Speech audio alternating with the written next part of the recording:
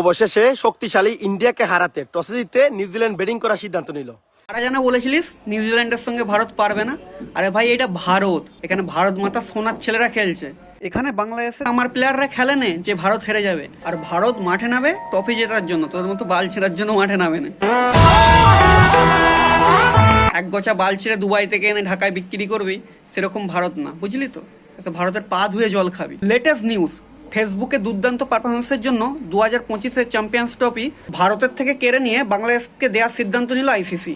আইসিসির কোনো টুর্নামেন্টে বাংলাদেশ কখনো ফাইনালে হারেনি, এই কারণে আইসিসি 2002 এবং 2013 সালের চ্যাম্পিয়ন্স ট্রফি ভারতের থেকে কেড়ে নিয়ে বাংলাদেশকে দেওয়ার সিদ্ধান্ত নিয়েছে। এছাড়াও শোনা যাচ্ছে যে আইসিসি তাদের জন্য কিছু কোলা গাছ সরবরাহ করবে। চ্যাম্পিয়ন্স ট্রফি শেষ হয়ে গেল, ইন্ডিয়া জিতে গেল কাপ, বাংলাদেশ এখনো পেল না তার বাপ। ভাই কি বলবো, আবারও বাংলাদেশ ফিরতিহারা হয়ে গেল। এক নজরে champions trophy 2025, champion Bharat, runners New Zealand, Pakistan নৈতিক জয় পেয়েছে হোস্ট হিসেবে, ফাইনাল অন্য দেশে আয়োজন করে।